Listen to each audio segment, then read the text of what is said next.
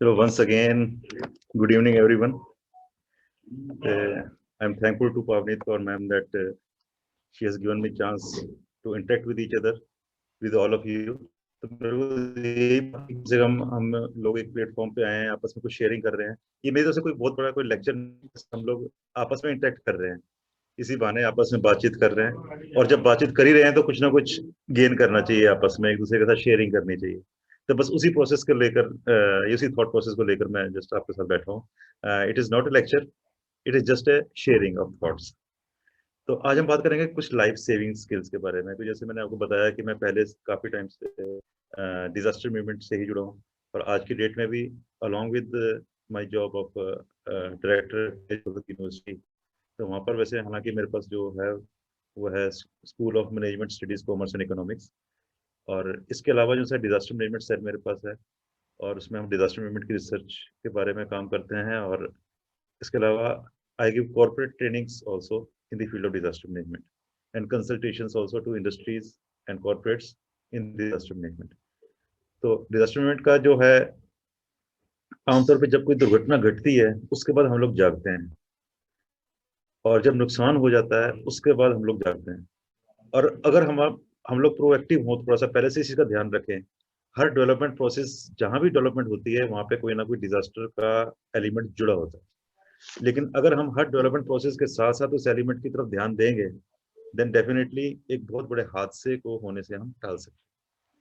हम इस दुनिया में रहते हैं, तो जो डिजास्टर से हमारे साथ साथ रहते हैं, हमारे साथ साथ रहते हैं। वायरसेस हैं, जब से मेरे ख्याल में ह्यूमैनिटी है तब से वायरस भी चल रहे हैं, उन्हीं के साथ हम जी रहे हैं। हमारे बॉडी के अंदर बैक्टीरिया, वायरस, पैथोजेंस हम लाखों करोड़ों हैं, बाहर भी हैं, उनके साथ जीने की हमको आदत हो चुकी है, और वो शायद कई मामले में हमारे लिए हेल्पफुल भी हैं, हमारे को जीने में हमारी मदद भी करते हैं।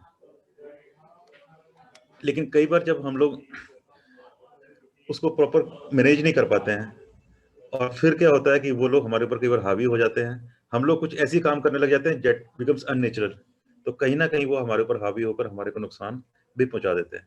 जहां भी डेवलपमेंट प्रोसेस होगा तो वहां पे नेचुरली खतरे बढ़ेंगे, हजार्ड्स बढ़ेंगे, और जैसे जैसे हजार्ड बढ़ेंगे वैसे वैसे हम लोगों को कहीं ना कहीं नुकसान हो सकता है। और ऐसा नहीं कि हमने हजार्ड्स को खत्म होने देना है, बढ़ने नहीं देना है, क्योंकि अगर हजार्ड रोक दिया तो हमने समझो हमने डेवलपमेंट भी रोक दी है। हम चाहते हैं कि डेवलपमेंट रहे, but we talk about sustainable development, कि डेवलपमेंट हो, आगे हो, और हम आगे बढ़ते चले जाएं। बहुत बड़े बड़े सेमिनार्स होते हैं सस्टेनेबल डेवलपमेंट के बारे में, और हम कहते हैं कि ऐसी डेवलपमेंट करनी चाहिए कि हमारे आने वाली जनरेशन जो सी हैं वो भी उसका जो हम फायदा उठा सकें और उसको और आगे लेके जाएं। लेकिन जब तक हम डिजास्टर मैनेजमेंट के कंसेप्ट को, एस्पेक्ट को साथ में नहीं जोड़ते हैं, उस एलिमेंट को, तो सस्टेनेबल डेवलपमेंट पॉसिबल नहीं है। आप डेवलपमेंट का ग्राफ ऊपर तक लेके गए, अचानक कोई डिजास्टर आया, सब कुछ जीरो हो गया, फिर ग्राउंड जीरो से हमको दोबारा से शुरू करना पड़ता है। तो is that type of sustainable development possible है? नहीं है। वो तब तक पॉसिबल नहीं है जब तक हम डिजास्टर मैनेजमेंट के एलिमेंट को साथ में नहीं जोड़ते। आहूजा सर इस चीज को बहुत अच्छी तरह से समझ सकते हैं, बिकॉज वो आर्मी बैकग्राउंड से हैं, और college of military engineering Pune, हालांकि मैंने college of military engineering Pune से ही की थी, डिजास्टर मैनेजमेंट के ट्रेनिंग की। वहाँ पे कोर्स में गया था मैं, डिजास्टर मैनेजमेंट के कोर्स में, तो खास में वो था chemical, biological, radiological and nuclear emergencies course था, और उसके वारफेयर के ऊपर था। तो उसमें फिर इतना ज़्यादा इंटरेस्ट आया कि फिर मैंने सोचा कि मैं अपना सब्जेक्ट यही रख लेता हूँ।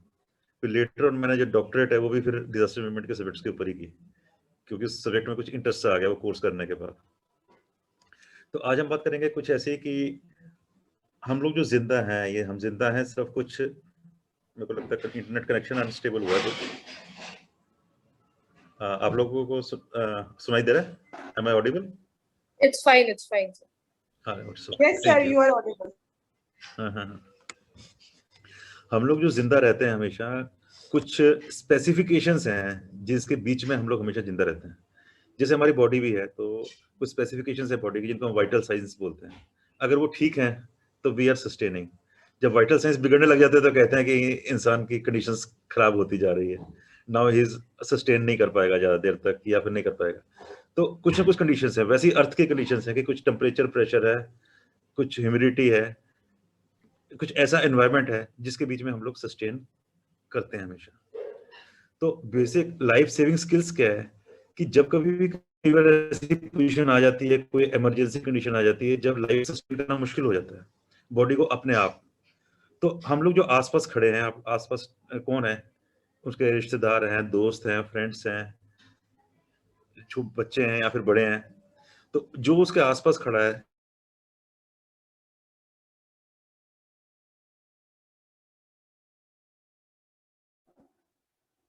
So we can't hear you, it got stuck. Yeah, we can't hear it. से गुजर रहे लोग हैं, they are the first responders. घर में कोई दुर्घटना घटती है, जो घर के बाप के मेंबर्स हैं वो फर्स्ट रिस्पॉन्डर्स हैं। अगर वो थोड़ी सी बेसिक नॉलेज है तो वो क्या कर सकते हैं कि एक प्रीशियस लाइफ को सेव कर सकते हैं। तो उसके ऊपर हम थोड़ी सी बात करेंगे। और मैं ये चीज चाहूंगा थोड़ी सीरीज में हम चलेंगे, मतलब लगातार एक ही दिन में अगर बहुत सारी कर देंगे तो बोरिंग हो जाता है, कई बार बहुत ज्यादा टॉक शोज भी जो हैं थोड़े बोरिंग हो जाते हैं। तो आज हम एक स्किल की बात करेंगे, फिर धीरे धीरे जब कभी नेक्स्ट जब आएगा किसी भी लेंगे, there is no issues in that, फिर हम किसी एक नेक्स्ट पॉइंट को पकड़ लेंगे। इस तरह से 10-15 अलग अलग टाइप के स्किल्स हैं जिसके हम इन सीरीज में सीख सकते हैं और उसको इम्प्लीमेंट कर सकते हैं अपनी नॉर्मल लाइफ में। और हालांकि ये छोटी छोटी चीजें ऐसी हैं कि जो हर किसी को आनी चाहिए, हर किसी को, एक बच्चे को आनी चाहिए। अनफॉर्चुनेटली क्या है कि ये हमारे एजुकेशन का हिस्सा नहीं है। एजुकेशन का हिस्सा जस्ट नंबर लेना और सब्जेक्ट्स को रट्टा मारना, आगे बढ़ना, उस टाइप का बना हुआ है। तो लेट अस सी, चलो आज हम इस चीज को आगे बढ़ाते हैं। और मैं ये आप लोगों से गुजारिश करूंगा कि जो स्कूल में भी आप जाते हैं, कोई टीचिंग में भी हैं या फिर घर में भी हैं, ये इस चीज को फैलाएं आगे। तो पोटेंशियल लाइफ थ्रेट्स किसी भी इमरजेंसी सिचुएशन में, हम इमरजेंसी सिचुएशन कैसी हो सकती है, कभी कोई एक्सीडेंट हो सकता है, कभी कोई बहुत ज्यादा गर्मी की कंडीशंस भी हो जाती है, कभी बहुत ठंड की कंडीशन भी हो जाती है, या फिर किसी प्रकार की कोई मेडिकल इमरजेंसी भी हो सकती है, कोई ट्रॉमा इमरजेंसी हो सकती है। तो क्या क्या चीजें नॉर्मल हो जाती हैं जिसमें कि लाइफ सर्वाइव करनी मुश्किल हो जाती है। तो one of them is cardiac arrest. Cardiac arrest कभी हो गया, दिल की धड़कन बंद हो गई, तब भी क्या होता है कि लाइफ जो उसकी थ्रेटनिंग कंडीशन आ जाती है। क्योंकि आदमी को जिंदा रहने के लिए क्या चीजें चाहिए, दो चीजें बहुत इंपॉर्टेंट है। एक तो सांस लेना, ऑक्सीजन जाना, और दूसरा दिल का धड़कना। ये दो सिस्टम अगर हमारे चल रहे हैं ठीक ठाक तो बंदा सर्वाइव तब तक कर रहा है। One is respiratory system and other is circulatory system. तो रेस्पिरेटरी सिस्टम तो यही है कि सवारी ऑक्सीजन हमारे अंदर गई, लंग्स में गई, और फिर साथ में क्या है कि लंग्स में जाने के बाद उस ऑक्सीजन को सारी बॉडी में फैलाना है, ताकि जब वो ऑक्सीजन जाएगी हमारे सेल्स जो से एक्टिवेट होंगे, हमारे सेल्स जिंदा रहेंगे। तो उसको चलाने के लिए जो गाड़ी है वो कौन चलाता है, दैट इज हमारी सर्कुलेटरी सिस्टम। तो हार्ट हमारा पंप करता है और पूरी बॉडी में जो से ऑक्सीजन को पहुंचा देता है। और सिर्फ पहुंचाता ही नहीं है, जब ऑक्सीजन सारी बॉडी में पहुंच जाता है, ऑक्सीजन को यूटिलाइज किया जाता है, और फिर बॉडी में जो गंदगी है और ऑक्सीजन को यूटिलाइज करने के बाद जो कार्बन डाइऑक्साइड हमारे सेल्स छोड़ते हैं, उस सबको कलेक्ट करके ये ब्लड जो है वापस फिर लेके आता है हार्ट में, और फिर लंग्स में जाती है, जहाँ पे फिर उसकी सफाई होती है और जो कार्बन डाइऑक्साइड बाहर निकल जाती है, और फिर रेस्पिरेटरी सिस्टम फिर दोबारा अंदर ऑक्सीजन और लेके आता है, और ऑक्सीजन की जो सर्कुलेशन चलती रहती है हमारी बॉडी में। तो ये दो चीजें हैं, एक सवारी है और एक गाड़ी है। गाड़ी और सवारी का आपस में अच्छा तालमेल है, दोनों सिस्टम अच्छे चल रहे हैं तो बॉडी सर्वाइव कर रही है। अब कार्डियक अरेस्ट के टाइम पे क्या हो गया कि हमारी जो गाड़ी थी चलने वाली, ऑक्सीजन तो गया लंग्स तक, लेकिन हार्ट ने पंप नहीं किया। हार्ट ने पंप नहीं किया तो जो ऑक्सीजन है बाकी बॉडी पार्ट्स में नहीं पहुंचे। जब हार्ट में बाकी जगह पे ऑक्सीजन नहीं पहुंचेगा तो सेल जो है वो उनकी डेथ होनी शुरू हो जाएगी। और वंस अगर ब्रेन में काफी देर तक अगर नहीं आया, 7-8 मिनट तक ऑक्सीजन नहीं पहुंचता है, then the biological death starts. तो डेथ जो है that is of two types, one is clinical death and other is biological death.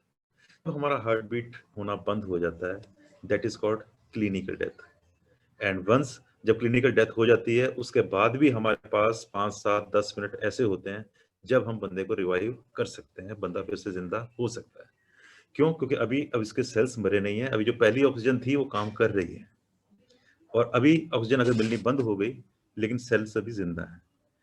Body के बाकी सेल्स, पार्ट्स के सेल्स जिंदा दोबारा रिवाइव हो जाते हैं, लेकिन ब्रेन के एक बार अगर डेड हो जाए या डिसएक्टिवेट हो जाए तो दोबारा एक्टिवेट नहीं होते हैं।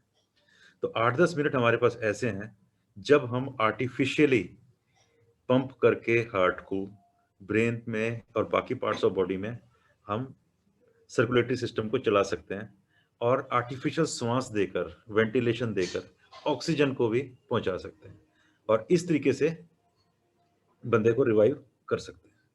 और उसमें इस कार्यवाही में क्या होता है कि कई बार बंदा खुद ब खुद ही खड़ा भी हो जाता है, ठीक भी हो जाता है, उसकी जो पंप बंद हो गया था, जो मोटर बंद हो गई थी, वो दोबारा चालू हो जाएगी, हो सकती है। और कई बार तो घंटा घंटा भी ये प्रैक्टिस करनी पड़ती है।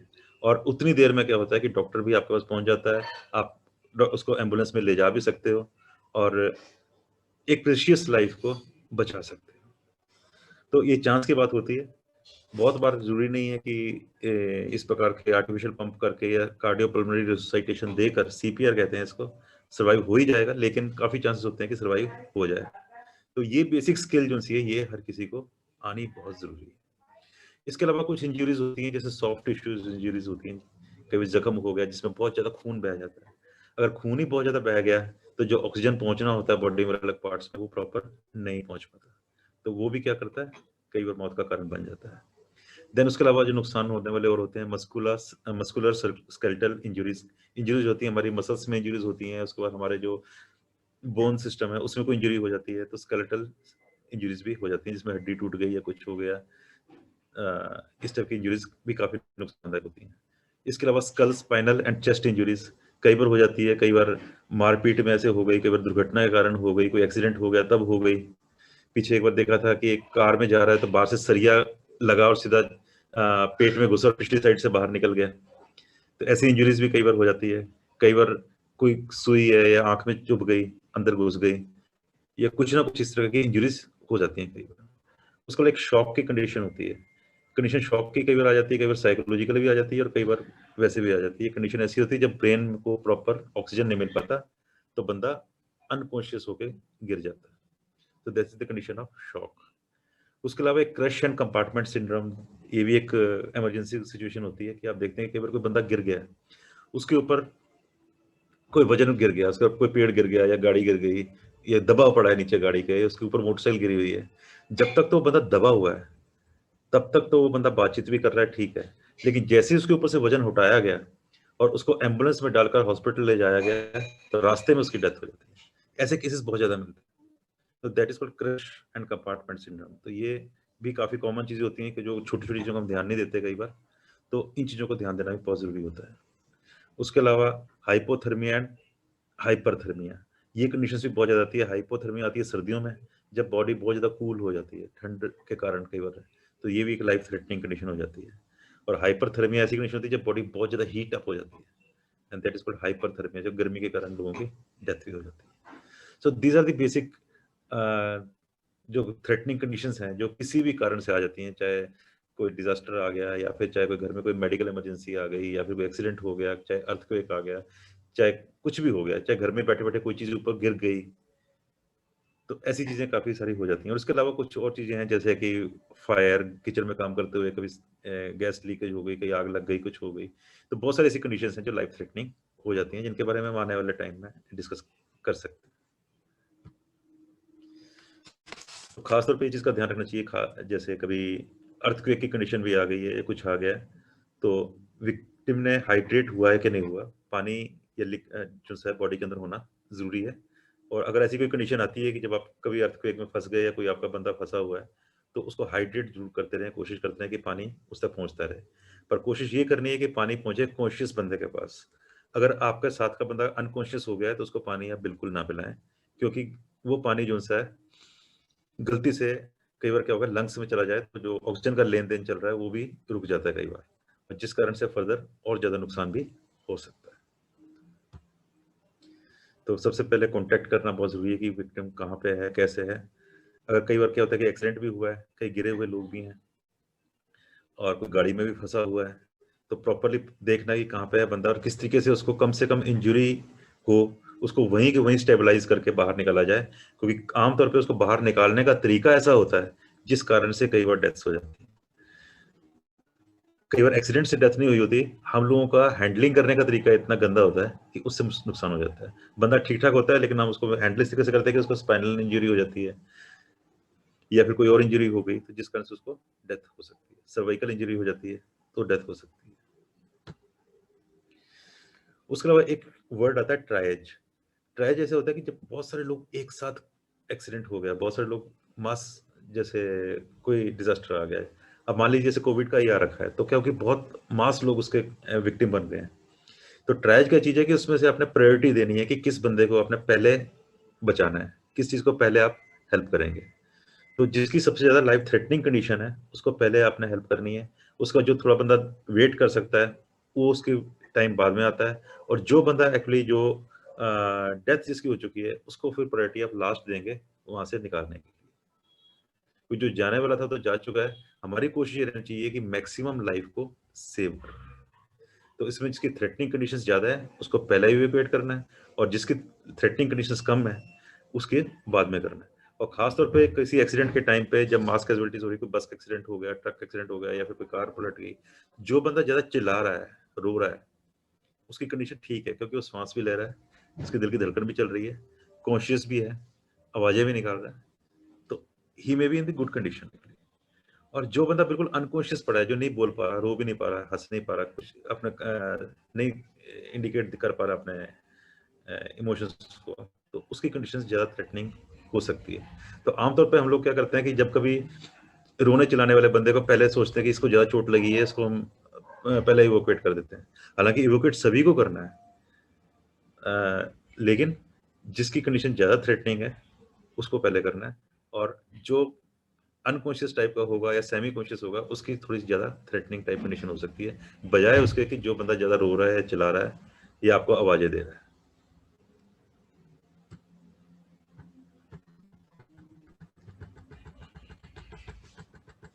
ये तो जस्ट एक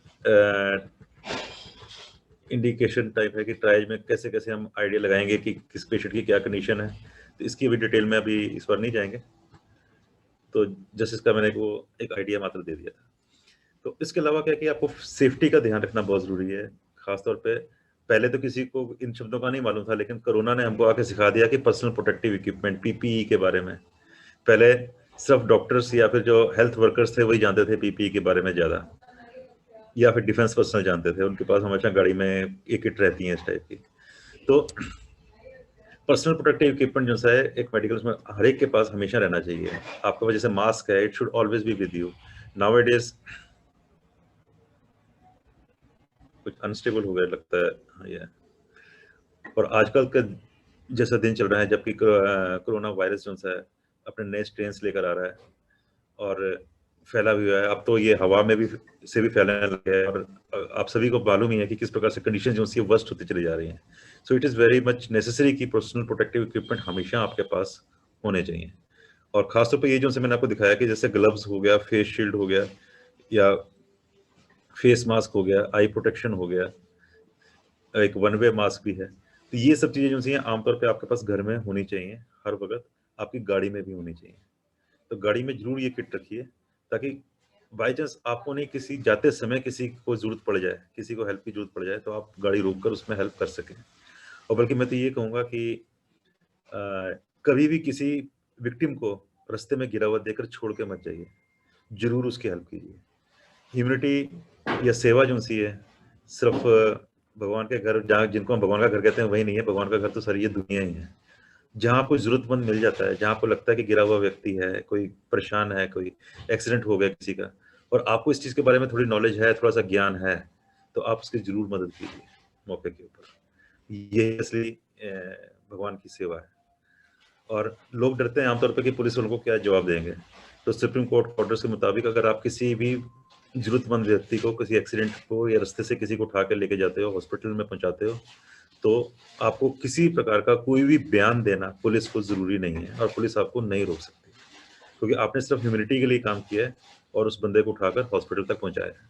लेकिन अब सिर्फ इतना ही नहीं किया आपने, क्योंकि आपको बेसिक नॉलेज है, आपने हॉस्पिटल तक आने से पहले पहले उसको लाइफ सेविंग भी कर दी, कुछ ऐसी चीजें चेक कर ली जिससे उसको आप लाइफ सेव भी कर सकते हो। और लाइफ सेव करने से बड़ी मेरे को लगता है कि इस दुनिया में कोई भी सेवा पॉसिबल नहीं है। बाई चांस आप कभी जा रहे हो और जाते जाते आपने देखा कोई बंदा गिरा पड़ा है, तो उस समय आप क्या करोगे? तो सबसे पहले करो कंडक्ट सीन साइज। आप उस सीन को देखिए कि क्या हो रहा है, क्या अगर गुजर रही है वहां पे, what is the current situation, situation क्या है, वेयर इट इज गोइंग, कहाँ जा रही है सिचुएशन। बस सड़क पे जाते हुए गिरा हुआ आदमी मिल गया, देखा आपने कि गिरा पड़ा हुआ है, अच्छा how can I control it, अब मैं क्या कर सकता हूँ या कर सकती हूँ। जब ये तीन चीजें आपके दिमाग में आएंगी, then the next step comes कि यस, कि आप उसकी मदद करने के लिए अपने गाड़ी रोकी और रोक के आपने उसके पास पहुंचे। और ये सड़क पे जाते भी हो सकता है, ये चीज आपके घर के अंदर भी हो सकती है, घर में भी कोई ऐसा एकदम आगे कलेप्स होकर गिर गया तो एकदम क्या होगा, या तो पैनिक हो जाओगे, पैनिक होके एकदम कोई हॉस्पिटल फोन मिलाया, कभी डॉक्टर को फोन मिलाया, कभी आसपास चिल्ला के लोगों को बचाया, बताया कि क्या करें, लेकिन उस सब में टाइम लगता है। अब मदद मांगिए, लेकिन इमीडिएटली आपको पता होना चाहिए कि सिचुएशन कहाँ जा रही है और मैंने क्या करना है, मैं क्या कर सकता हूँ या कर सकती हूँ। तो ये क्या कर रही है, जैसे गिरे हुए व्यक्ति है, इमीडिएटली उसको आके सीधा हिलाया उन्होंने और कहा कि भाई साहब, सर, कैसे हैं आप, क्या हो गया आपको। ये देखने की कोशिश कर रही है कि ये कॉन्शियस भी है कि नहीं, वेदर ही इज कॉन्शियस और अनकॉन्शियस। तो जैसे भी कंडीशन है, हम इंडिया में 108 पे हम फोन करते हैं लगातार कंटिन्यूसली, जिसकी इमरजेंसी मेडिकल सर्विसेज की है। So keep it in mind, 108 number पे अपना कॉल करना है। तो बल्कि एक बार मैं चंडीगढ़ से आ रहा था, मैंने इवन अपनी गाड़ी मैंने नई नई शोरूम से निकलवाई थी चंडीगढ़ से, और लेके मैं पटियाला की तरफ आ रहा था। तो आते ही अभी रास्ते में देखता हूँ कि एक एक्सीडेंट हो रखा है कार का, और 3-4 लोग कार से बाहर गिरे पड़े हैं। तो मैंने इमीडिएटली कार रोकी और लोगों से पूछा भी एकदम क्या हुआ, बोला कि अभी भी एक्सीडेंट हुआ है। तो काफी एक छोटा सा बच्चा था, एक हस्बैंड थे, वाइफ थी और उनकी मदर थी, खून बह रहा था बुरी तरह से। तो मैंने बोला भी हमको कहीं हॉस्पिटल पहुंचाने का या कुछ किया नहीं अभी तक, किसी ने भी कोई कुछ नहीं कर रहा था। तो मैंने बोला मेरी गाड़ी में बिठाओ, फटाफट इनको बिठाओ। तो उन लोगों की हेल्प लेकर मैंने खुद भी उठाया उनको। बच्चे की जीभ पलटी हुई थी, मुंह में मिट्टी घुसी पड़ी थी उसकी, मैंने मुंह में से जीभ उसकी सीधी मुंह से निकली, तो इसके बाद थोड़ा सा रोने लगा वो। तो मेरे को लगा कि अब थोड़ी ठीक कंडीशन है। उन तीनों को पीछे बिठाया, बच्चे को गोद में लिया। वहां पे भीड़ में मैंने बल्कि किसी को बोला कि कोई मेरे साथ चल सकता है, चले मेरे साथ तो हॉस्पिटल तक चलते हैं। तो अनफॉर्चुनेटली कोई नहीं करने को तैयार हुआ, शायद ना जाने क्यों। खैर मैंने बच्चे को अपनी गोद में लिया, वहीं बिठाया और गाड़ी को स्टार्ट करके मैं चल दिया। और चलते चलते मेरे को उसमें भी ध्यान नहीं आया कि क्या करूं। मैंने 100 नंबर पे कॉल किया पुलिस को। तो और मैंने बोला कि सिविल हॉस्पिटल में प्लीज आप बताइए कि मैं 3 इस प्रकार से विक्टिम्स लेके आ रहा हूँ, 4, तो इनकी कंडीशंस बहुत खराब है। मैंने रास्ते से इनको उठाया, अभी पूरी गाड़ी मेरी ब्लड से सूख हो गई थी, पूरी की पूरी भर गई थी पूरी की पूरी। तो खैर लेके मैं सीधा उनको हॉस्पिटल पहुंचा। तो उसमें से फिर हॉस्पिटल पहुंचकर जो लेडी थी एक और एक जेंट्स थे, और ये छोटा बच्चा तो रोने लग गया था, तो वो ऑलमोस्ट ठीक हो गया था। तो एक की उसमें से डेथ हो गई थी, वो 2 जो उनसे उनमें से और सर्वाइव कर गए। और उनमें से एक को तो काफी ज्यादा देर तक सीपीआर देना पड़ा, और जबकि मैं खुद भी वहां पे हॉस्पिटल में पहुंच के सीपीआर देता रहा। तो पर एक ये सेटिस्फेक्शन है कि चलो उस समय लाइफ 4 थे, उनमें से 3 की लाइफ उस समय सेव हो गई। और अगर हम वही टाइम वेस्ट करते रहते हैं, ना उठाते किसी को, तो शायद हो सकता है कि सभी की लाइफ चली जाती है। तो इस चीज का हमेशा ध्यान रखना है कि सिचुएशन कहाँ जा रही है और हमें क्या करना चाहिए। और सबसे पहले इनिशियल असेसमेंट करना है कि इनिशियल में कि अपने बंदा की है कंडीशन क्या है। इनिशियल असेसमेंट को कहते हैं एवीपीयू। एवीपीयू की एक अच्छा, अब सबसे बड़ी बात मैं आपसे ये शेयर करना चाहता हूँ कि आपको कोई भी मेडिकल एक्सपर्ट नहीं बनाया जा रहा। मतलब by learning all this things we just know about our own self, हमको अपने बारे में पता लगेगा, अपनी बॉडी के बारे में पता लगेगा। और ये बेसिक चीजें हैं जो कि हर किसी को आनी चाहिए, चाहे वो साइंस का स्टूडेंट है, चाहे आर्ट्स का स्टूडेंट है, चाहे वो बिल्कुल स्कूल का बच्चा है। ये सब छोटी छोटी चीजें हर किसी को आनी चाहिए, और इट मस्ट बी देयर, ये सबको आने जरूरी है। तो आपने क्या चेक किया कि इनिशियल असेसमेंट, कुछ भी कंडीशन किसी भी खराब हुई तो आपको पता होना चाहिए कि इनिशियल असेसमेंट क्या है। That is AVPU, alert, verbal, painful and unconscious. एक तो बंदा होगा अलर्ट है, जैसे गिरा हुआ है, हाँ जी भाई साहब क्या हुआ आपको, वहां मैं गिर गया था, थक गया था, टूट यहाँ से गिर गया, मेरे चोट लग गई, या फिर गाड़ी से चलते चलते मोटरसाइकिल से जा रहा था, कोई मेरे को टक्कर मार गया इसलिए मैं गिर गया। मीन्स ही इज अलर्ट, वो बात कर रहा है। फिर एक अलर्ट नहीं है, अनकॉन्शियस, ऐसे गिरा पड़ा है, लेकिन वर्बल है, आपने हिलाया डुलाया, हाँ जी क्या हुआ, हाँ जी गिर गया मैं, ये हो गया, ही इज वर्बल। वर्बली मतलब आपको सुन पा रहा है और आपको जवाब भी दे पा रहा है, उसकी भी कंडीशंस ठीक है। फिर तीसरा आता है पेनफुल, आपको जवाब भी नहीं दे रहा, वो बिल्कुल अनकॉन्शियस ही पड़ा हुआ है। अपना क्या करना है, उसके हाथ पे, उसके पैर पे, उसकी टांग पे चींटी काटनी है, दबाना है हल्का सा, चींटी काटने, उसको पेन देनी पूरी। पेन देने के बाद अगर उसको बॉडी को पेन एक्सेप्ट कर रहा है, पेनफुल है, इट मीन्स कि ठीक है, उसको सेंसेशंस हैं, पेनफुल है। और अगर पेन को भी नहीं देख पा रहा तो इसका मतलब क्या है कि वो अनकॉन्शियस है, इट इज अनकॉन्शियस कंडीशन। तो इसका क्या फायदा है कि जब आप किसी डॉक्टर को फोन करते हो या बताते हो इमीडिएटली ये फर्स्ट एड की कंडीशन है, तो आप बता सकते हो कि वो अलर्ट है, वो वर्बल है, या वो पेनफुल, पेन को एक्सेप्ट कर रहा है, या फिर वो टोटली अनकॉन्शियस है। तो ये सब चीजें बेसिकली आपको आइडिया होना चाहिए इस चीज का अपने शरीर के बारे में। देन चेक CAB, पहले इसको ABC कहते थे, एयरवेज ब्रीदिंग एंड सर्कुलेशन, पर आजकल जो सही इंटरनेशनल स्टैंडर्ड्स के हिसाब से इसको CAB बना दिया गया कि सबसे पहले चेक क्या करना है हमने, सबसे पहले सर्कुलेशन चेक करना है, उसके बाद airways and then breathing check. तो सर्कुलेशन क्या चेक करना है कि हमारी सर्कुलेशन क्या चेक करना है कि जैसे गाड़ी है हमारी बॉडी की जो ब्लड को लेके जा रही है चारों पूरी बॉडी में, वो चल रही है कि नहीं चल रही। कि अगर हम पहले सांस ही चेक करते रहेंगे भाई ऑक्सीजन जा रहा है कि नहीं जा रहा है, अब ऑक्सीजन चला भी गया लेकिन अगर हमारा सर्कुलेशन नहीं चल रहा है, ऑक्सीजन को ले जाने वाली गाड़ी बंद हो गई है, तो फिर उसका क्या फायदा है। तो गाड़ी का स्टार्ट होना तो बहुत जरूरी है। तो इसलिए सबसे पहले हम सर्कुलेशन ही चेक करते हैं कि सर्कुलेशन चल रही है कि नहीं चल रही। सर्कुलेशन चेक करने के लिए क्या होता है, आप पल्स चेक करते हो। पल्स मतलब क्या है कि हार्ट कितनी बार बीट कर रहा है आपका, हर बीट के साथ पल्स चलती है। तो पल्स कौन सी चेक करते हैं हम, यहाँ पे चेक करते हैं कैरोटिड पल्स। बिल्कुल आप गले के बीच में से लाएं, पल्स चेक करने के लिए आप तीनों उंगलियों की टिप्स एक साथ लाएं, ये सेंसिटिव होती हैं टिप्स जो हैं भाई। फिर टिप्स को यहाँ पे लगाएं तो आपको पल्स चलती हुई नजर आ जाएगी। नॉर्मली आप रेडियल पल्स चेक करते हैं, अंगूठे के पास जाकर यहाँ पर रेडियल पल्स चेक करते हैं, यहाँ पे आपको पल्स मिलती है। इससे आप चेक कर सकते हैं कि आपकी 1 मिनट में कितनी पल्स आ रही है। तो ये जरूर आप सभी लोग चेक कीजिए। और यहाँ पे पल्स कई बार बहुत कम होती है, अनकॉन्शियस बंदे की कई बार नहीं मिल पाती, इसलिए यहाँ पे पल्स चेक करते हैं कि जो आर्टरी हमारी ब्रेन की तरफ लेके जा रही होती है ब्लड को, तो वो पल्स हम यहाँ पे चेक कर लेते हैं। तो सबसे पहले पल्स चेक करनी है। अगर पल्स नहीं है तो इमीडिएटली हमको क्या करना पड़ता है, कंप्रेशंस देनी पड़ती है, दैट इज कार्डियोपल्मोनरी रिसुसाइटेशन देना चाहिए। और अगर पल्स आ रही है तो इसका मतलब क्या है कि हो सकता है सांस आ रहा है कि नहीं आ रहा है। फिर हम चेक करेंगे एयरवेज, कि मुंह के पास लगाया, मुंह पास लेके गए और देखा कि सांस ले रहा है कि नहीं ले रहा है। और एयरवे ओपन करना है, उसका समूह खोलना है ताकि सांस का रास्ता प्रॉपर बना रहे। कई बार गलती से जीभ पलट जाती है किसी कारण से, तब भी सांस रुक जाता है, तो उंगली डाल के जीभ को भी सीधा करना पड़ सकता है और उसके बाद सांस शुरू हो जाता है। और फिर अपना गाल लगाकर देखना कि ब्रीदिंग उसकी चल रही है कि नहीं, ब्रीदिंग चल रही है, ऊपर नीचे इसका हो रहा है कि नहीं हो रहा है, चेस्ट पेट भी उसको ऊपर नीचे होता, ब्रीदिंग चल रही है। तो हमको आइडिया लेना है एयरवेज, ब्रीदिंग और सर्कुलेशन का। और उसके अलावा देखना है कि क्रिटिकल ब्लीडिंग तो नहीं हो रही, कोई ऐसा तो नहीं कि ऐसी जगह पे कोई जख्म हो गया जिससे लगातार खून बह रहा है। कि खून अगर लगातार बहेगा किसी का तो वो भी एक लाइफ थ्रेटनिंग कंडीशन बन सकती है। तो ये सर्कुलेशन, एयरवेज और ब्रीथिंग, इसके बारे में बात कर चुके हैं। और ब्रीदिंग आमतौर पे देखना है तो LLF मेथड कहते हैं कि लुक, लिसन एंड फील। आप अपने गाल को लाइए उसके नाक के ऊपर और देखिए उसके चेस्ट के ऊपर और फील कीजिए कि श्वास आपके गाल के ऊपर टकरा रहा है कि नहीं टकरा रहा। देखिए चेस्ट के ऊपर वो ऊपर नीचे हो रही है कि नहीं हो रही है। और लिसन कीजिए कि उसके मुंह से कोई आवाज आ रही है कि नहीं आ रही, क्योंकि जब सांस आती है तो सांस की आवाज भी चलती है। तो आवाज को भी सुनने की कोशिश कीजिए। तो ये 3 चीजें आप देख रहे हैं आप, तो आपको आइडिया लग जाएगा कि ब्रीदिंग चल रही है। इस तरीके से मुंह खोला जाता है, हेड टिल्ट चिन लिफ्ट मैन्यूवर। कई बार बहुत मुश्किल से खुलता है, पूरा ऐसे करके पूरा माथे को पीछे ले जाया जाता है, मुंह को आगे ले जाता है, तब जाके मुंह खुल पाता है। इस प्रकार से आप देख रहे हैं किस प्रकार से। और छोटे बच्चे को भी उसके बाद जॉ थ्रस्ट, अंगूठा रखकर मुंह को जॉ के ऊपर जोर देना पड़ता है ताकि मुंह खुल जाए। आप देख रहे हैं किस प्रकार से कई बार जोर देकर मुंह को खोला जाता है ताकि जो एयर है अंदर जा सके।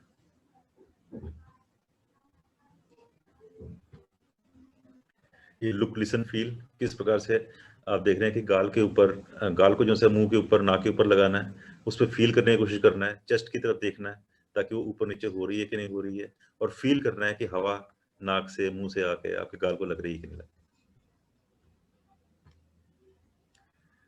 उसके अलावा पूरी बॉडी को चेक करने का जो तरीका है, जैसे कोई एक्सीडेंट हो जाता है तो उसको डॉट्स कहते हैं कि डिफॉर्मिटी, ओपन इंजरी या टेंडरनेस या स्वेलिंग तो नहीं है कहीं बॉडी में, तो ये थोड़ा सा चेक उस समय किया जाता है अगर कोई एक्सीडेंट का केस है। और प्री हॉस्पिटल ट्रीटमेंट जो हम देने होते हैं हम लोगों ने, वो किस प्रकार के क्या क्या चीज़ दे सकते हैं मौके के ऊपर किसी एक्सीडेंट केस में, ब्लीडिंग कंट्रोल कर सकते हैं, स्प्लिंटिंग कर सकते हैं, शॉक की ट्रीटमेंट दे सकते हैं, और विक्टिम को हॉस्पिटल ले जाने से पहले स्टेबलाइज करना चाहिए, और विक्टिम को अगर कहीं फंसा हुआ है गाड़ी में या कहीं तो उसको बाहर कैसे निकालना है। और कुछ वाइटल साइंस है जिसकी तरफ ध्यान देना है, जैसे respiration, pulse, skin, pupils and blood pressure. तो ये आपको पता है कि कुछ स्पेसिफिकेशंस हैं जिनके बीच में आदमी रहता है। सांस जो सी आदमी 12 से 15 के बीच में सांस लेता है। पल्स ऑलमोस्ट 60 to 80 नॉर्मल मानी जाती हैं। स्किन नॉर्मल चल रही है कि पीली हो गई है या नीली हो गई है, या क्या कलर है स्किन का, या फिर उसके ऊपर कितनी ह्यूमिडिटी है, ये चीज़ आप स्किन की देख सकते हो। फिर प्यूपिल्स, आंखों की जो पुतलियां हैं, ये आपको बताती हैं कि आदमी कॉन्शियस है, अनकॉन्शियस है, या फिर उसकी कंडीशन कैसी जा रही है। क्योंकि जो प्यूपिल्स हैं वो जिंदगी की रिएक्ट टू लाइट करती हैं। आप लाइट डालते हैं एकदम प्यूपिल्स सिकुड़ जाती हैं, और लाइट हटाते ही प्यूपिल्स चौड़ी हो जाती हैं। तो जो व्यक्ति की डेथ हो जाती है उसके क्या हो जाता है, उसको रिगर मोर्टिस कहते हैं कि आंखें की जो पुतलियां हैं, प्यूपिल्स जो हैं वो बिल्कुल स्टेबल हो जाती हैं। आप लाइट डालो या ना डालो, हटाओ, उसकी प्यूपिल्स नहीं हिलेंगी, और जो बंदा कॉन्शियस है या जिंदा है वो प्यूपिल्स उसकी रिएक्ट करती हैं। उसका blood pressure 80/120 that is standard, और बहुत ज़्यादा बढ़ा है, बहुत ज़्यादा कम हुआ है, दैट इज ऑल्सो डेंजरस। और उसके अलावा कोई भी पेशेंट आपके घर का भी है, कुछ इंफॉर्मेशन जो सिर्फ हमेशा याद रखनी है, नोट करके रखनी है।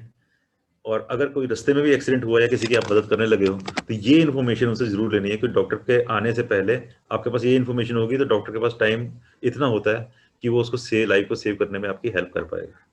जैसे साइन एंड सिम्टम्स, कोई साइन एंड सिम्टम्स थे, इसको कोई एलर्जी थी, या कोई मेडिकेशन इसकी चल रही है, या फिर कोई इसकी पुरानी मेडिकल हिस्ट्री है, या फिर इसने लास्ट क्या खाया था, लास्ट इनटेक, और क्या इवेंट्स थे जो घटित हुए जिसके बाद ये हालत हो गई। इसको सैंपल कहा जाता है, sample. Sign and symptoms, allergy, medication, pertinent history, last order intake and the events that have taken place. और कुछ और चीजें जो आप हैंड ऑफ आपके पास होनी चाहिए, that is patient's age and sex, chief complaint, level of consciousness. एक इसकी बैटरी थोड़ी डाउन हो रही है, मैं चार्जर लगा रहा हूँ।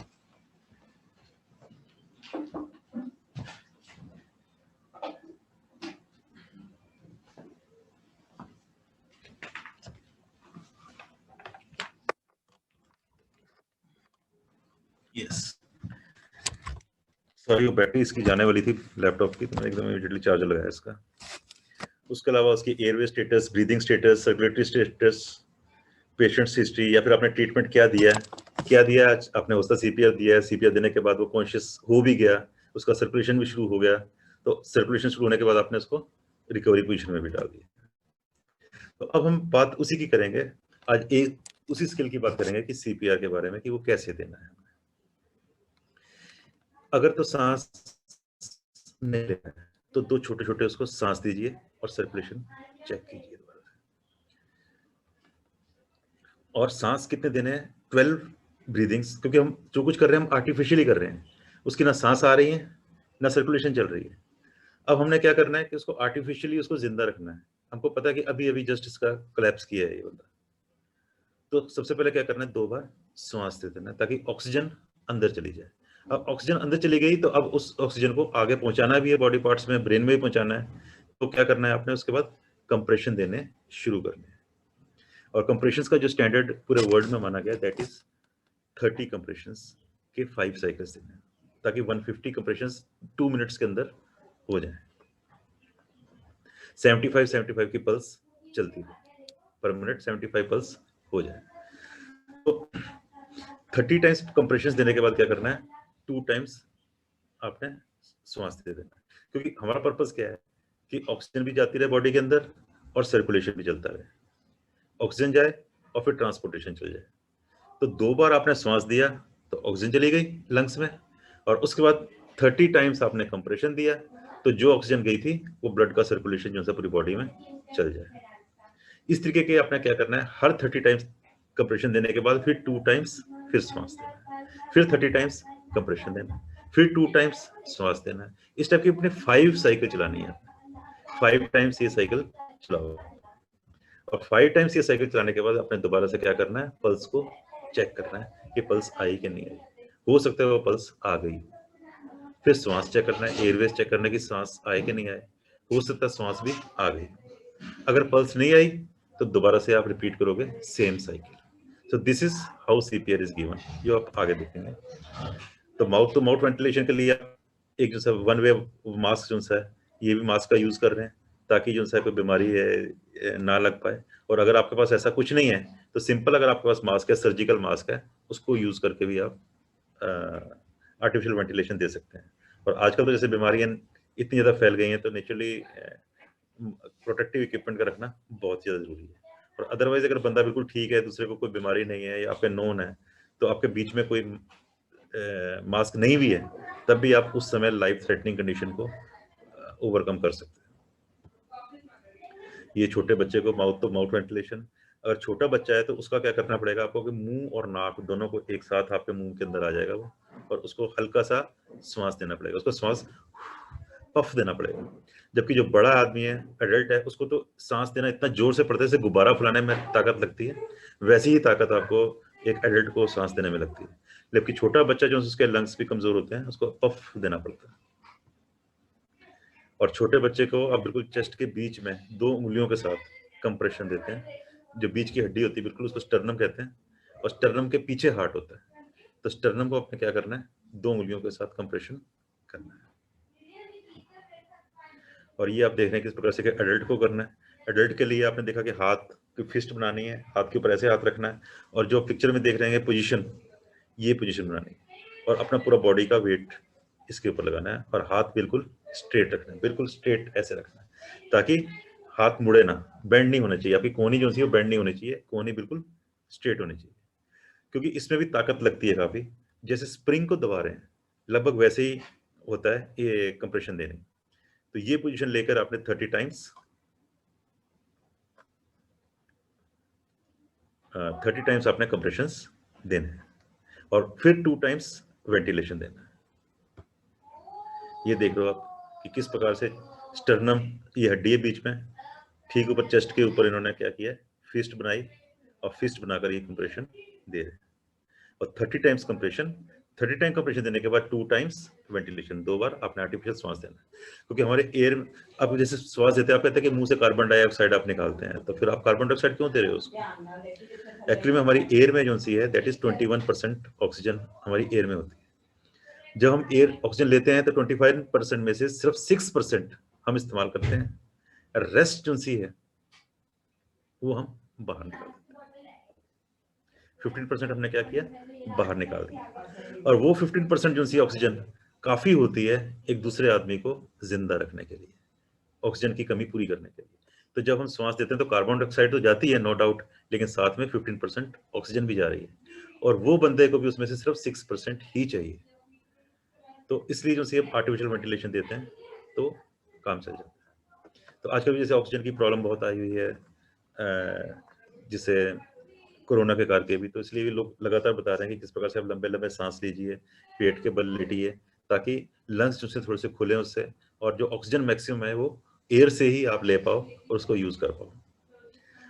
और अगर आपको ऑक्सीजन सिलेंडर नहीं भी मिल रहा है तो नॉर्मल नेबुलाइजर यूज करके, कोई भी दवाई डाले बगैर उसको यूज करके आप से जो श्वास लेते रहें, ताकि जब तक आपको एक्चुअल ऑक्सीजन ज़्यादा हाई लेवल की ऑक्सीजन नहीं मिल पाती है, ज़्यादा परसेंटेज की ऑक्सीजन नहीं मिल पाती है, तब तक आप उसको यूटिलाइज कर सको। 100% ऑक्सीजन नहीं मिलती तब तक आप एयर में से ही ऑक्सीजन लेते रहें। कोई नॉर्मल एक आदमी को ऑक्सीजन चाहिए 6%, एयर में है 21%, 6% यूज कर कर वो 15% बाहर निकाल देता है। लेकिन ऑक्सीजन थेरेपी एक टोटली एक अलग चीज है। जब कोई बहुत ज्यादा जरूरत होती है ऑक्सीजन की तो फिर प्रॉपर ऑक्सीजन ही लगाना पड़ता है। लेकिन जब तक वो नहीं मिलता है, आप लंबे लंबे सांस लीजिए, नेबुलाइजर का यूज कीजिए, ताकि आप ऑक्सीजन मैक्सिमम अंदर ले जा पाए और ऑक्सीजन का यूटिलाइज कर पाए। आप ये देख पा रहे हैं किस प्रकार से कंप्रेशन फॉर एडल्ट्स, और छोटे बच्चे को कंप्रेशन करने के लिए एक ही हाथ आप कर सकते हो। जो बिल्कुल इन्फेंट्स हैं उनके लिए उंगलियों का इस्तेमाल कर सकते हैं। मतलब ऐसी दुर्घटना कभी घर में घर गई या कुछ हो गई या किसी आस पड़ोस में हो गई, आपके नोन में हो गई, रास्ते में जाते हो गई, तो मौके को आप कैसे संभालेंगे, ये आपको आना चाहिए। ये आप देख रहे हैं कि छोटे से बच्चे को किस प्रकार से CPR दिया जा रहा है 2 उंगलियों की मदद से।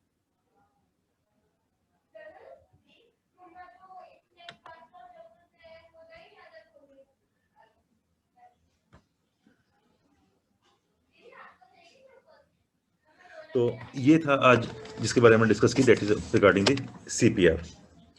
तो इस प्रकार की बहुत सारी सी चीजें हैं जिसके बारे में हम धीरे धीरे कभी डिस्कस करेंगे। जैसे कई बार कई बच्चे हैं कुछ खा जाते हैं, छोटे छोटे बच्चे हैं, उनके गले में कोई चीज फंस जाती है, ऐसे बड़े के भी किसी का कुछ ना कुछ फंस सकती है गले के अंदर। तो उस समय इमरजेंसी सिचुएशन में आप क्या करेंगे जिस प्रकार से आप उस लाइफ को सेव कर सकें। इस प्रकार फायर की कंडीशन हो जाती है, तब ऐसे टाइम पे आप लोग क्या करेंगे। कोई और इमरजेंसी कंडीशन आ जाती है तो उस समय आपने किस प्रकार से डील करना है। बहुत ज़्यादा ब्लीडिंग शुरू हो गई है बॉडी में, तब आपने क्या करना है। शॉक की कंडीशन हो गई, कई बार कोई बंदा कोई खराब न्यूज़ सुनकर भी शॉक की कंडीशन में चला जाता है। कई बार कोई एलर्जिक चीजें किसी को खा लेता है तब शॉक की कंडीशन में चला जाता है, अनकॉन्शियस होकर गिर जाता है। तो इस प्रकार की कई इमरजेंसी कंडीशन हमारी लाइफ में आ जाती हैं, हमारे आस पास आस पड़ोस में, हमारी सोसाइटी में। ऐसे में अगर हमको थोड़ी बहुत नॉलेज है इस चीज के बारे में, इमरजेंसी मैनेजमेंट के बारे में या लाइफ सेविंग स्किल्स के बारे में, तो हम काफी प्रीशियस लाइफ्स को सेव कर सकते हैं। तो आज मैंने सिर्फ एक ही स्किल के बारे में चर्चा की, क्योंकि ज्यादा स्किल्स के बारे में बात करेंगे तो क्या होता है कि हौच पौच हो जाता है, सारी खिचड़ी बन जाती है और बोरियत सी भी आ जाती है कि ज्यादा पढ़ाई की बातें करने लग गए। पर ये सब चीजें जो सी हमारे बेसिक लाइफ के साथ जुड़ी चीजें हैं जो कि हमारे बच्चों को पता होना चाहिए। हमारे स्कूल का एक कंपलसरी सब्जेक्ट होना चाहिए डिजास्टर मैनेजमेंट, जिसमें कि हम अपनी जिंदगी से जुड़ी हुई चीजें जानें। और हम लोगों ने तो आर्ट्स में और साइंस में और पता नहीं किन किन चीजों में इस दुनिया को डिवाइड कर रखा है, जबकि एक मौका ऐसा आता है जहाँ पे आर्ट और साइंस दोनों एक साथ हो जाती हैं, एक ही चीज है। अगर हवाई जहाज को उड़ाना आर्ट्स है, सॉरी साइंस है, तो उसकी सेफ लैंडिंग करना एक आर्ट है। तो ये कॉम्बिनेशन ही, और मेरे को लगता है कि न्यू एजुकेशन पॉलिसी कुछ ना कुछ इस तरफ ही आगे बढ़ रही है। लेकिन इसमें हमको थोड़ा सा और ज़्यादा कोशिश होना पड़ेगा ताकि बच्चे अपने सब्जेक्ट्स जो हैं सही तरीके से चूज कर सकें। तो आने वाले टाइम में हो सकता है काफ़ी अच्छा होगा। और क्योंकि इसमें जैसे भावनित मैम है जो ऑलरेडी एजुकेशन से रिलेटेड प्रिंसिपल भी रही और अभी भी एजुकेशन में बहुत ज़्यादा इनका कंट्रीब्यूशन है। तो मैं चाहूँगा कि इन चीज़ों को जो अपने तक सीमित ना रखकर आगे फैलाते चले जाएं, ताकि हर किसी को ये बेसिक नॉलेज हो। तो इसके साथ ही मैं आज का ये समाप्त करता हूँ लेक्चर, और आप कुछ डिस्कस करना चाहें तो हम डिस्कस कर सकते हैं। Any questions from your side? Thank you so much, Jok sir. It was really, we learned a lot. काफी चीजें नहीं पता थी हमें जो हमने आज सीखी हैं, and we are really highly obliged to you कि आपने हमें ये सब चीजें बताई। हाँ जी, कोई और कुछ बोलना चाहता है? गुरदीप सर।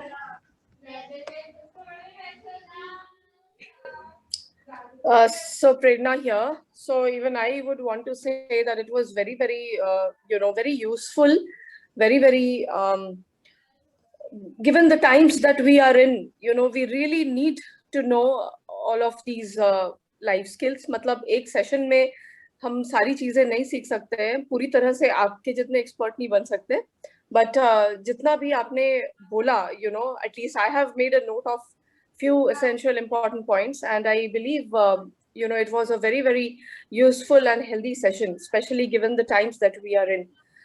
ये जो ऑक्सीजन वगैरह वाली जो चीजें हैं, रिससिटेशन वाला जो है, and all these points, they are really really very, very important.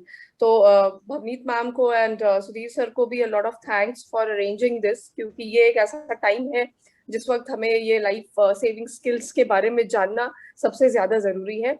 और आपने जो एक और पॉइंट बोला लास्ट में, that these things should be an essential part of academics or say curriculum, you are very right when you say this, because even I believe that. Now, since I'm also a part of education, I seriously will take it, I will take it very seriously, and I'll do my bit, whatever I can. So I have made a note of these points. The plane flying and landing was a beautiful, thing that you said, art and science combination. And including the life-saving skills in the curriculum. These are the things which are really, really very essential, sir. So आपने बहुत ही अच्छे से demonstrate किया. You are an expert. We may not be able to do it that way, but yes, we have taken a lot of good points from this session. Thank you. Thanks a lot, sir. चलो thank you very much. और even हम लोग तो चलो we are in the same group, सब group तो है ही हमारा जो बना हुआ. और इसमें किसी को भी कोई जानकारी लेनी हो एनीबॉडी, तो आप मेरे को कॉन्टेक्ट कर सकते हैं. किसी को भी कोई जानकारी लेनी है इसके बारे में, डिटेल्स सब्जेक्ट्स के बारे में, और कोई स्टडीज में आगे करना चाहता है, सपोज कोई डॉक्टरेट फील्ड में भी इसमें जाना चाहता है, रिसर्च भी करना चाह रहा है इस फील्ड में, तो it has got a great scope. Disaster management has got a great scope. बहुत ज्यादा काम नहीं हुआ इसमें, इसके ऊपर. तो कोई इस फील्ड में भी आना चाहता है और किसी को इसमें हेल्प चाहिए कभी, तो आई एम ऑलवेज देयर. मेरे को बड़ी खुशी होती है कोई भी अगर ऐसी चीजें हो रही हैं जिसमें आप लाइफ सेव कर पा रहे हैं, कोई सेवा कर पा रहे हैं दुनिया की, किसी ना किसी तरीके से कंट्रीब्यूट कैसे कर पाते हैं सोसाइटी को, रिटर्न बैक क्या कर पा रहे हैं, दैट इज वेरी इंपॉर्टेंट. इस तरीके से हम जरूर रिटर्न बैक कर सकते हैं कितना कुछ. अच्छा, और एक जो मैंने सीपीआर की बात की है, वो आप लोग क्या कर सकते हैं कि पिल्लो लेकर ना, पिल्लो जो घर का है, पिल्लो को रखकर उसको चेस्ट मानकर उसके ऊपर प्रैक्टिस कर सकते हैं. It will give you a very good experience कि हाँ भी इस प्रकार से सीपीआर होता है. 30 टाइम्स कंप्रेशन देके 2 टाइम्स उसको सांस दीजिए. हम लोग तो कई बार मैं इस तरीके से बच्चों को भी करवा देता हूँ प्रैक्टिस कई बार, ताकि एक कॉन्फिडेंस बिल्ड हो जाए कि यस की we can do CPR also. और इसके अलावा फिर नेक्स्ट टाइम कभी हम अलग अलग टाइप की स्किल्स के बारे में बात करेंगे, और जैसे बायोलॉजिकल वारफेयर के बारे में, बायोलॉजिकल टेररिज्म के बारे में. उसके बाद आजकल जैसे शुरू हो गया कि मास्क ही चाहिए, मास्क के बगैर गुजारा नहीं हो रहा, क्योंकि चारों तरफ वायरस की बात करते हैं हम, कोरोना की बात करते हैं, और ऐसी कोई और इमरजेंसी आ गई तो फिर क्या होगा कि फिर चारों तरफ हम बात करेंगे न्यूक्लियर वारफेयर हो गया. अभी तक किसी को बायोलॉजिकल वारफेयर के बारे में नहीं मालूम था, तो अब सबको पता है पीपी के बारे में, सबको पता है कोविड के बारे में, सबको पता है कोरोना के बारे में, सबको पता है कोरोना के डिफरेंट स्ट्रेन्स के बारे में भी पता है, उसकी वैक्सीन के बारे में भी पता है. फिर जब वो चीज शुरू हो जाएगी, उसका फिर कहेंगे अरे अल्फा पार्टिकल्स है, अल्फा पार्टिकल्स इतना नुकसान दे रहे हैं, मल्टीपल ऑर्गेनिक फेलियर्स हो रहे हैं, उसके लिए ये पीपी यूज करनी चाहिए हमको, उसके लिए हमको ये करना चाहिए. So these are the emergency that are created by radioactive materials. तो ये आजकल का जो है टेक्नोलॉजी बढ़ती जा रही है, ये नुकसान होने वाले हैं आने वाले टाइम में. टाइम जो है ये ऐसा होगा कि चीजें मैन्युफैक्चर हुई हैं लेबोरेटरी में, अगर वायरस बन सकते हैं, तो इस बार रेडियो एक्टिव मटेरियल जो है वो भी जो है काफी उसके ऊपर वर्कआउट भी कर रहा है कि किस तरह से कंटेमिनेशन फैला सकते हैं. इट इज नॉट नेसेसरी कि रेडियो एक्टिव मटेरियल जो है आपका बम ब्लास्ट ही करेगा, और कंटेमिनेशन भी अगर उसका फैल गया तो that is worse than the biological contamination. और अगर हमारे को अवेयरनेस है यहाँ पे, तो हम उससे भी बच सकते हैं, वो भी हमारा कुछ नहीं बिगाड़ सकते. तो उसके बारे में भी आने वाले दिनों में हम चर्चा करेंगे, और that will be very interesting. आपको ऐसी जब आइडिया लगेगा कि किस प्रकार से हम, अगर कंटेमिनेशन, न्यूक्लियर कंटेमिनेशन हो जाता है, बाई चांस कभी ब्लास्ट हो ही गया, या फिर बाई चांस किसी ने कंटेमिनेशन फैला ही दिया, कोई टेररिस्ट ऑर्गेनाइजेशन नहीं फैला दिया, तो हम कैसे अपने को बचा पाएंगे. अगर नॉलेज है तो एक भी लाइफ नहीं जाएगी, और नॉलेज नहीं है तो that will be a disaster. तो अब हम लोग मतलब we all should join our hands together to work together to make our society a better place to live by ourselves also and our coming generations also. Yes, thank you. Jai Hind. Thank you so much, sir. Jai Hind, sir. Thank you, ma'am. Thank you, sir. Thank you all. Thank you so much. Thank you, sir. Thank you, everyone. Bye-bye. Thank you, everyone. Bye-bye. Take care. Thank you, everyone. Bye. Yeah, bye, Dee. Bye. It was a wonderful session, sir. We loved it and we learned a lot. Upinder, tomorrow we are with you, right? Yes, Dee. I was following sir's this video from Facebook and just joined in through this WhatsApp now. Yeah, I saw you right now on Zoom, right? Yeah, Zoom. I'm joined here now, but I was following and listening all the things from Facebook. Even I messaged also there. I dropped a comment there. All right. Thank you so much. Tomorrow we'll hear you also. So all the best for you. And Jokes sir, we'll have another session very soon, maybe next week with you. Please, we'll need more guidance from you. Bye-bye all of you. Thank you, Prerna. Thank you so much. Thank you, Brigadier.